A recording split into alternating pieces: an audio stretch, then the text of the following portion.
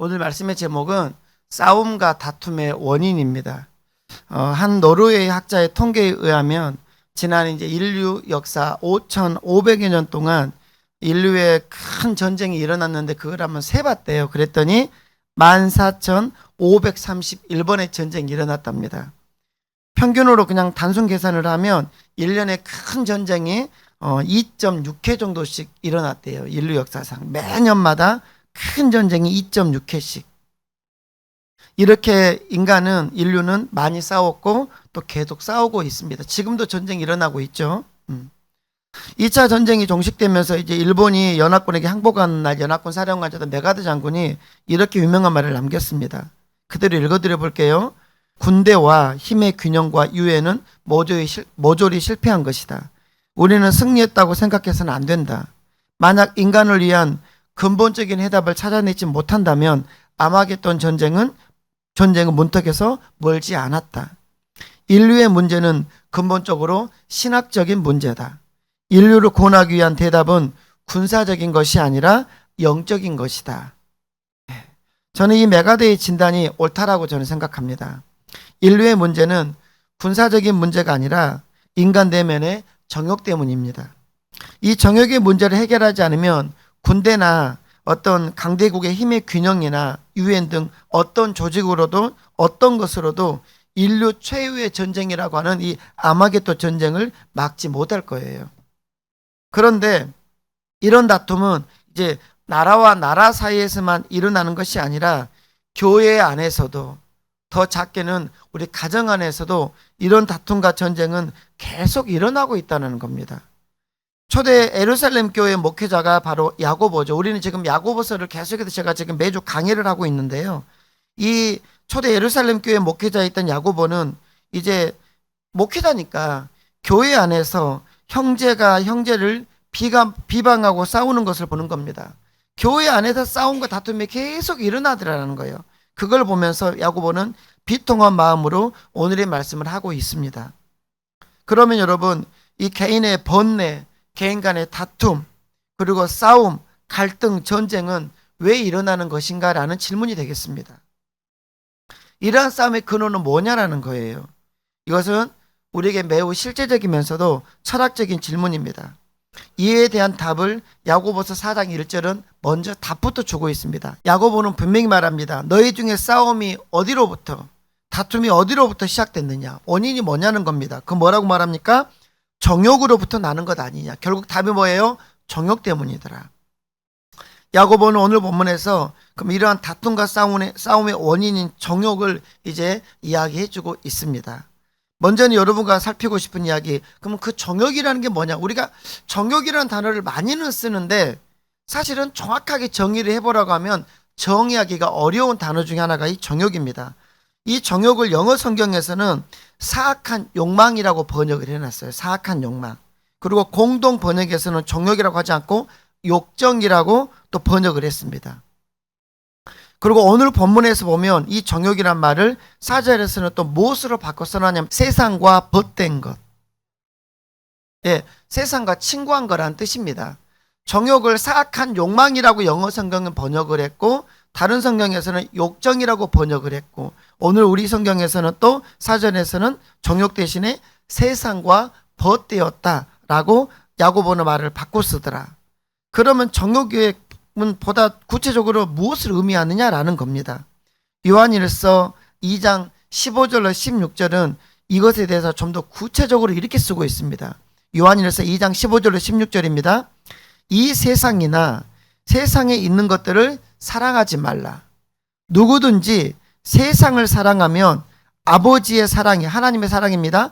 아버지의 사랑이 그 안에 있지 아니하니 이는 세상에 있는 모든 것이 육신의 정욕과 안목의 정욕과 이생의 자랑이니 다 아버지께로부터 온 것이 하나님께로 오지 않았답니다.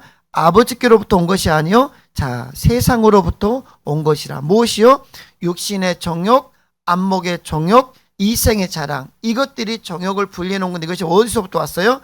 하나님이 아니라 세상으로부터 이것들이 왔대요.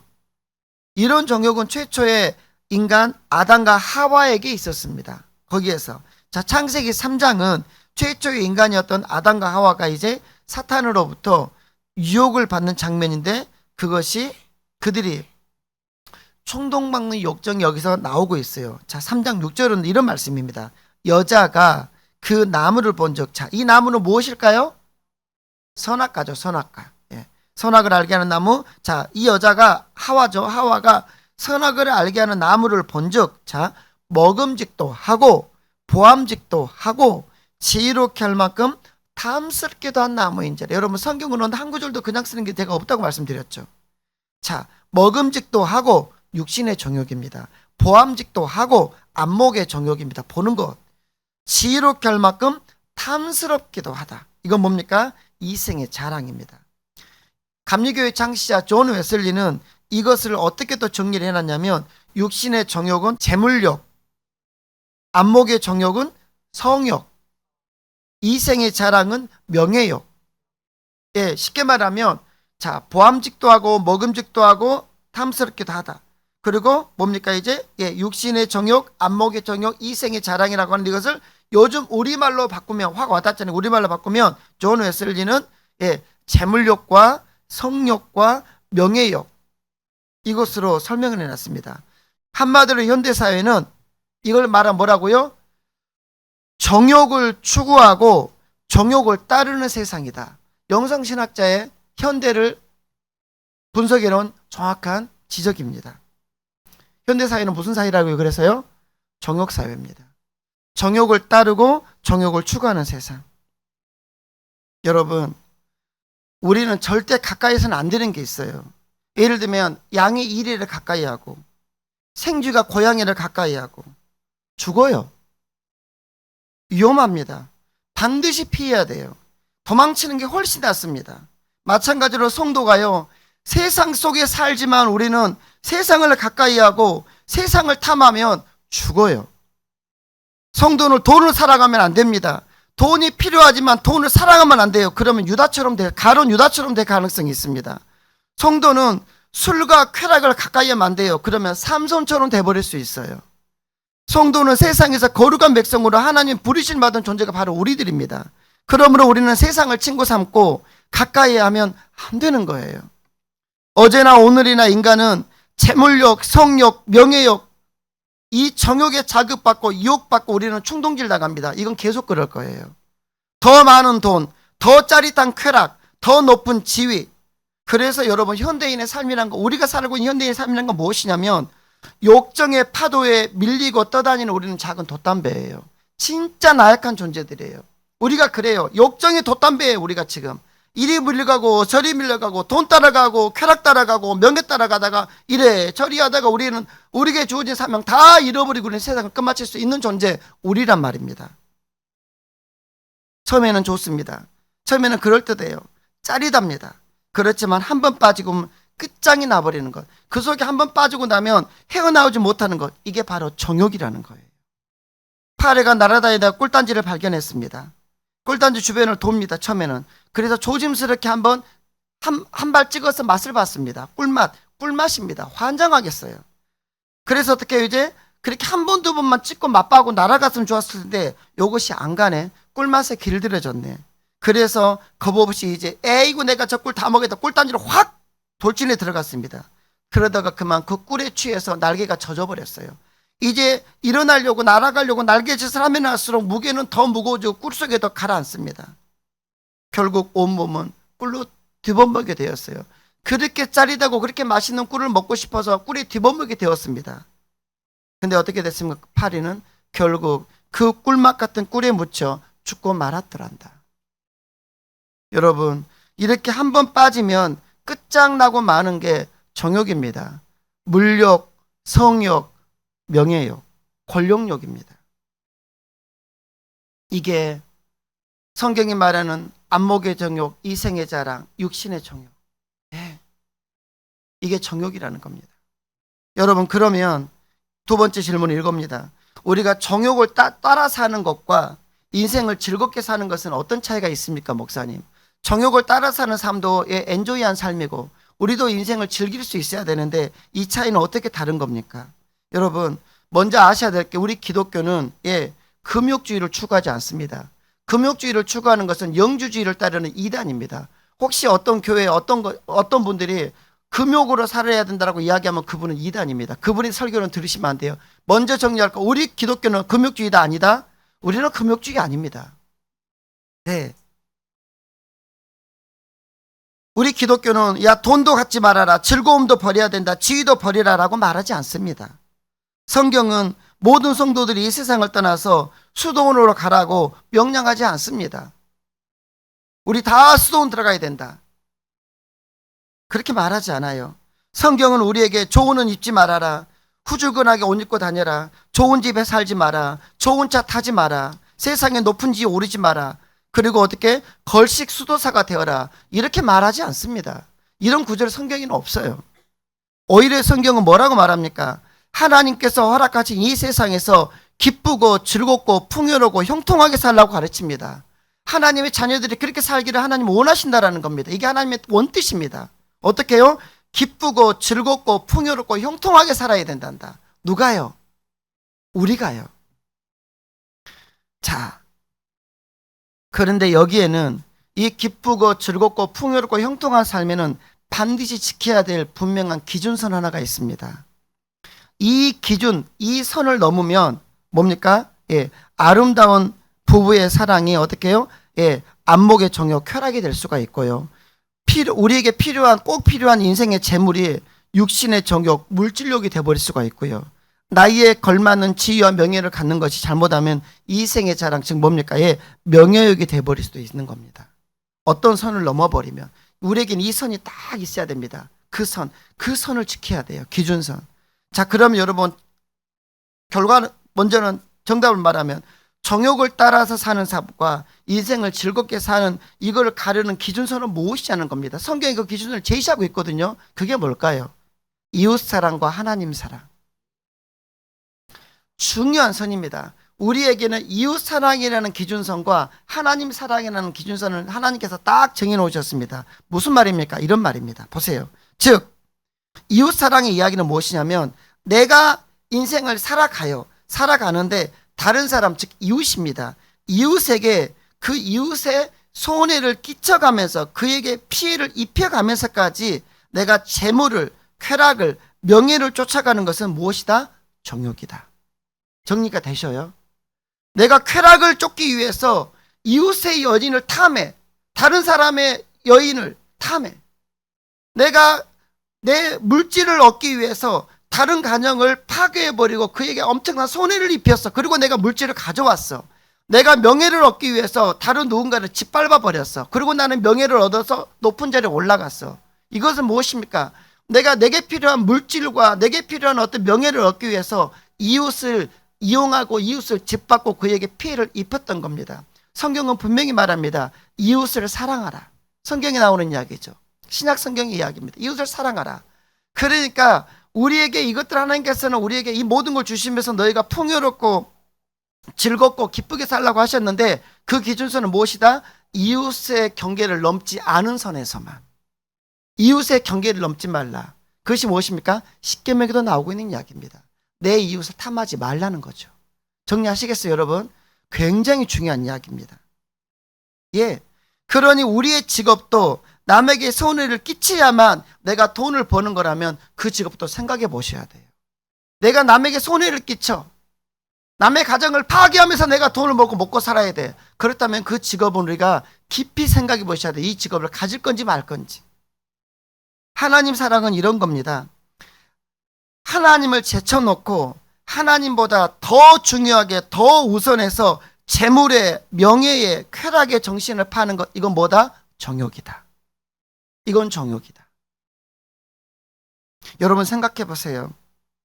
열심히 땀 흘려 일을 하고 돈을 벌다가도 우리는 생각해 보셔야 돼요.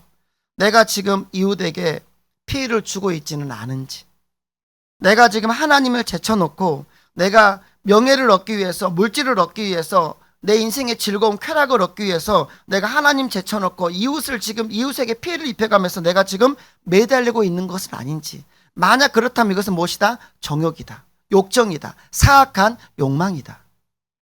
모세가 시내산에서 금식하며 하나님부터 십계명을 받고 있을 때 이스라엘 백성들은 산 안에서 뭐라고 있었습니까? 그들은 하나님을 떠나서 금송아지 만들어 놓고 제사하고 있었습니다. 그때 하나님께서 모세에게 뭐라고 말하십니까? 출애굽기 33장 1절과 3절은 이렇게 말합니다.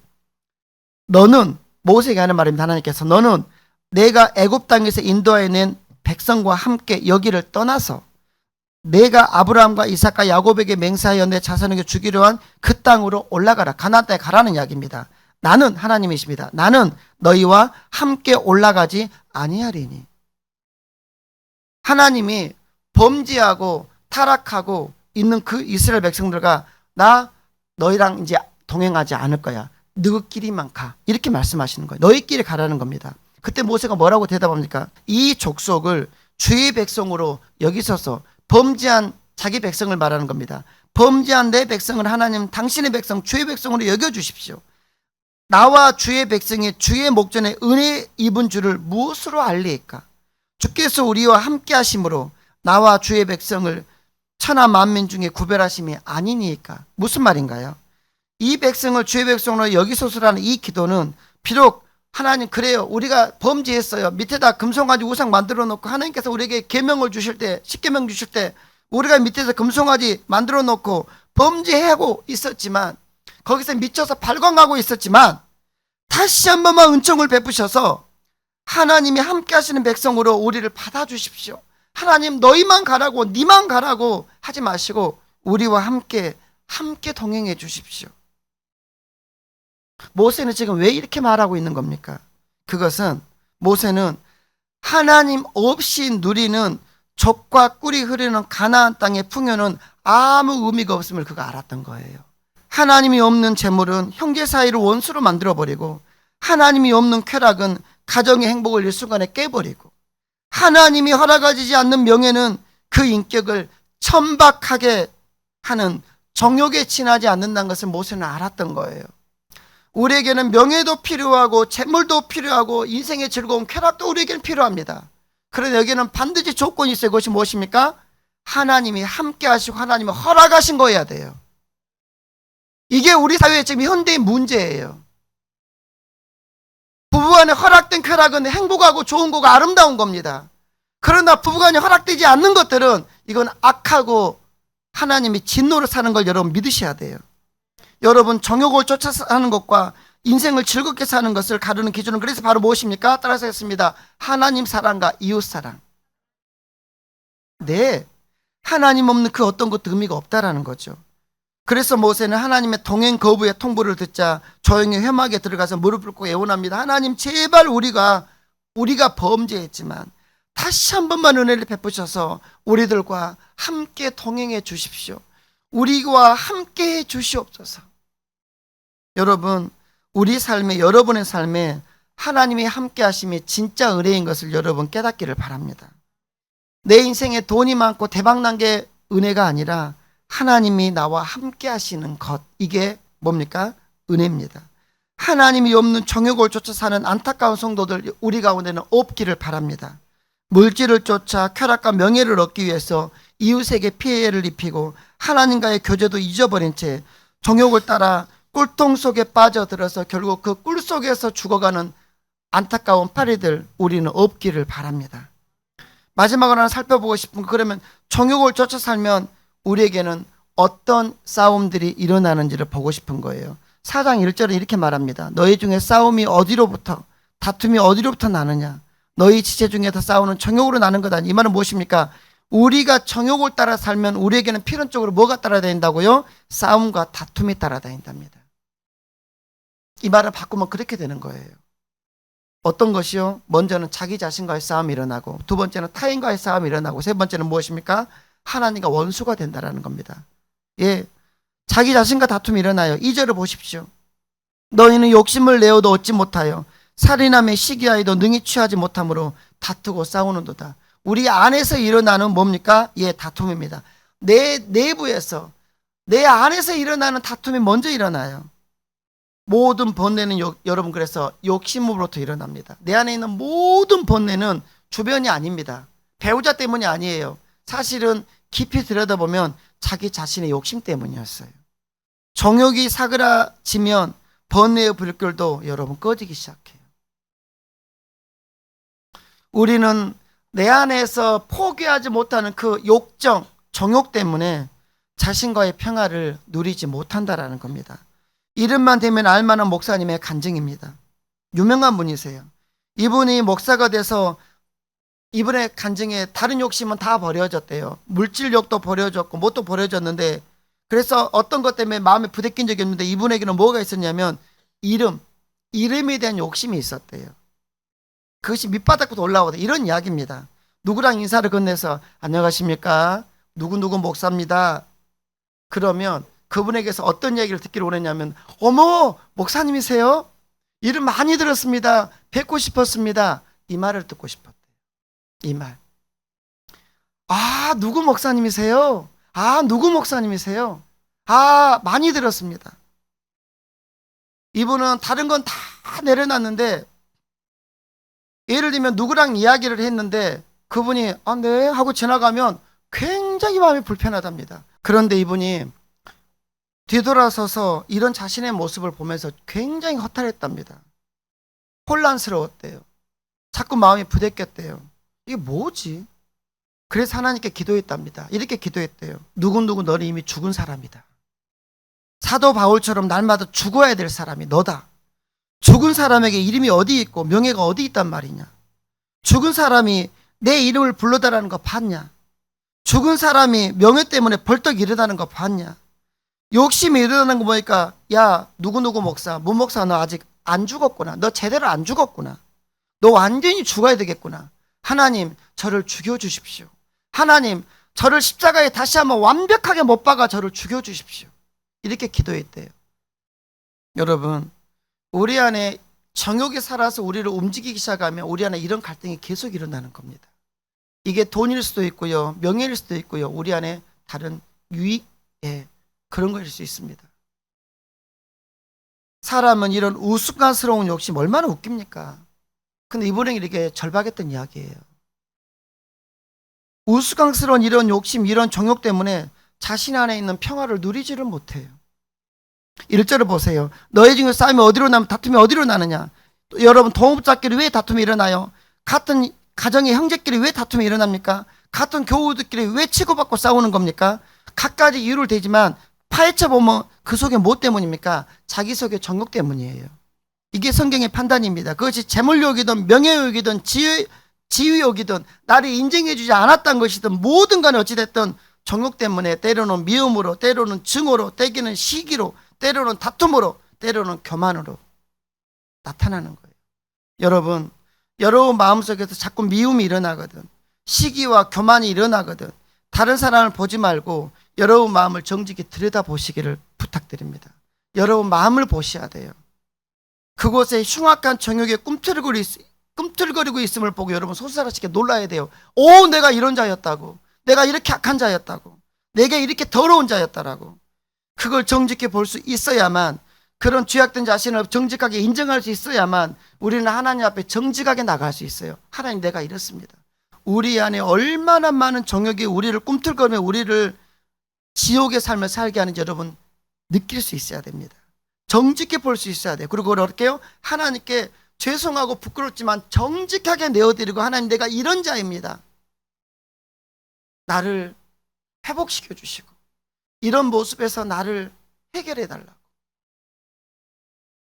우리는 그때서야 비로소 타인을 향한, 내 배우자를 향한, 내 자녀를 향한, 내 주변 사람을 향한 비난의 독화살을 거두어서 겸손히 하나님의 은혜를 구할 수 있게 되는 겁니다. 그때서야 그 사람이 있는 그곳이 뭐가 되는 겁니까? 평화의 장소, 화평의 장소가 되기 시작하는 거예요. 세 번째, 정욕은 하나님과 원수가 되게 합니다. 4절 보세요. 가늠한 여인들아, 세상과 벗된 것이, 이게 정욕이거든요. 이 정욕이 하나님과 원수됨을 알지 못하느냐? 성경은 우리 예수님과 우리 성도들, 우리 그리스도인의 관계를 신랑과 신부로 묘사하고 있죠. 신부는 신랑 대신 예수님만 바라봐야 돼요. 우리는 신부입니다. 우리 신랑은 누구라고요? 예수님. 그럼 당연히 신부는 누구를 바라야 돼요? 신랑만 바라봐야지, 예수님만 바라봐야지. 이래야 정숙한 신부입니다. 정숙한 신부. 그런데 문제는 뭐예요? 이 신부가 자꾸만 세상을 바라보네. 세상이라는 다른 신랑을 바라본다라는 거예요. 이것이 무엇입니까? 정욕이라는 겁니다. 이게 정욕이라는 거예요. 자꾸 세상을 봐. 그러니까 신랑 대신 예수님이 싫어지고 더 나아가는 그 신랑 대신 예수님과 우리가 뭐가 되는 겁니까? 원수가 된다라고 성경을 쓰고 있습니다. 원수가 되더라. 어느 정도 싫어하느냐? 5절을 보면 하나님께서 성령이 시기하시기까지 우리를 사모한다. 무엇입니까? 예수님께서 하나님께서 우리가 그렇게 계속 세상을 사모하면 세상을 바라보면 시기할 정도로 우리를 어떻게 해요? 예, 싫어하신대요.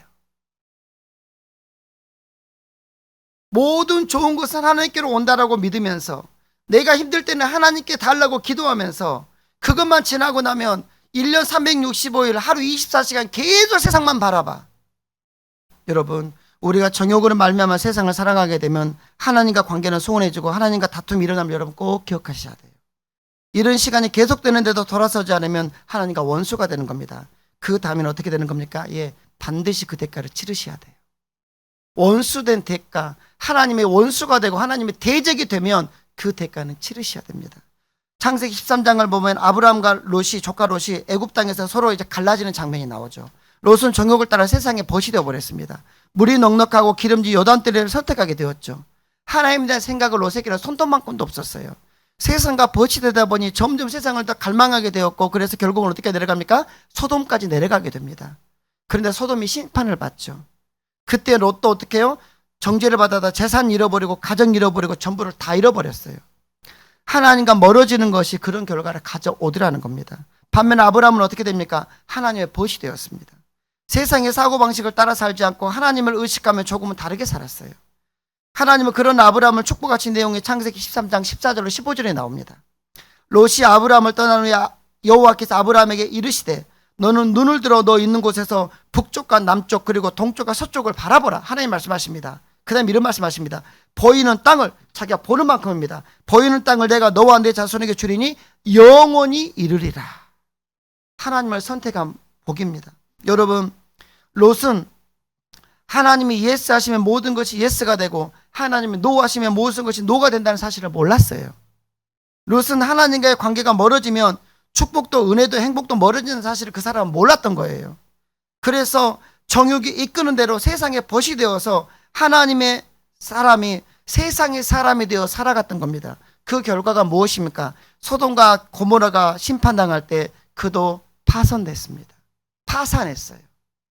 잘 살아보려고 그곳으로 갔는데 하나님도 버리고 세상 따라갔는데 완전히 파산해버렸습니다. 내려놓음이라는 책의 저자 이영규 선교사를 아시는 분은 아실 겁니다. 이분은 서울대 사학과 역사학과를 졸업하고 대학원에서 석사학위를 받은 다음에 미국의 하버드 대학에서 중동학으로 박사를 받았던 미래가 보장된 그런 인재였습니다. 근데 이분은 그의 책 제목처럼 모든 거 내려놓고 세상에다 떵떵거리며 살 수 있는 그 사람이 이제 몽골 선교사로 헌신을 합니다. 그리고 썼던 책이 내려놓음이라는 책이고 그 다음에 더 내려놓음이라는 책이 나왔습니다. 그 더 내려놓음이라는 책에 나오는 몇 구절을 인용해서 말씀을 마치고자 합니다. 이런 이야기입니다. 아직도 마음 깊은 곳에 포기하지 못한 것이 있는가? 끝까지 버리지 못하고 붙잡고 있는 것은 없는가? 우리 삶 가운데 이것만은 건드리지 말아달라고 하는 것이 무엇인지 헤아려 보자. 예수님의 발치까지 가지고 나갔지만 더는 깨뜨리지 못한 채 여전히 두 손에 꽉 틀어쥐고 있지는 않는가? 하나님, 저는 깨어지기 싫습니다. 상처받기 싫습니다. 내 체면도 좀 생각해 주세요. 나도 영광을 같이 받고 싶습니다. 나도 적당히 누리고 살면 안 될까요? 그러나 하나님은 단호히 말씀하신다. 내 안에 내가 너무 크면 내가 들어갈 수 없단다. 나는 너에게 가장 좋은 것을 주고 싶어. 그것이 바로 나 자신이란다. 하나님이죠. 그러나 내 안에 내가 너무 커서 내가 들어갈 자리가 없구나. 너를 온전케 하려면 내가 잡고 있는 그것을 깨트려야만 한단다. 내가 가장 좋은 것을 주고 싶은데 네가 그것을 끝까지 붙잡고 있으니 줄 수가 없구나. 더 내려놓음이라는 책에 나오는 이야기들입니다. 여러분, 아직까지도 여러분 마음에 우리 안에 정욕이 꿈틀거립니까? 종류는 다르겠지만 그게 많이 있을 겁니다. 그 정욕들은 우리를 하나님과 원수가 되게 합니다. 하나님이 허락하신, 하나님이 주고자 하는 그 좋은 것들을 누리지 못하고 받지 못하게 하는 게 바로 우리 안에 있는 정욕들입니다. 이제는 여러분 그것을 내려놓으셔야 놓으십시오. 그리고 내려놓은 빈 마음에, 비워버린 빈 마음에 영원히 목마르지 않는 생명의 말씀으로 매일매일 채워 넣는 애원의 가족들 되기를 축복합니다. 그러면 하나님께서 여러분에게 가장 좋은 것을, 여러분에게 가장 필요한 것을 매일매일 채워주실 줄로 믿습니다. 기도합시다.